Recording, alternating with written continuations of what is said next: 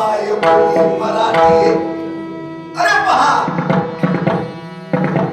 या दोन शिवयोग्यांचा चमत्कार पहा. त्यांनी भगवद्गीता मराठीत आणली आणि यांनी गुरुगीता मराठीत आणली. आगमातलं तत्वज्ञान मराठीत आणलं. त्याला परमरहस्य म्हणतात. ते जीवनाचं रहस्य आहे.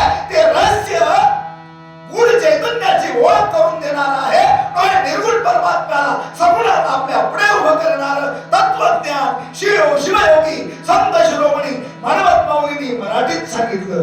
निजमाय बोली मराठी दोन संत पुढे क्रांती झाली. एकदा साहित्य संमेलन झालं आणि त्या साहित्य संमेलनाचे स्वागताध्यक्ष पी. नरसिंहराव. ऐकताय का तुम्ही? स्वागताध्यक्ष आणि अध्यक्ष होते प्राचार्य राम शेवाळकर.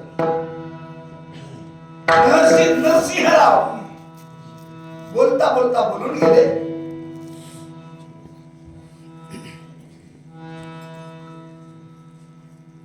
आमची तेलुगू भाषा एवढी प्रगल्भ विचाराची आहे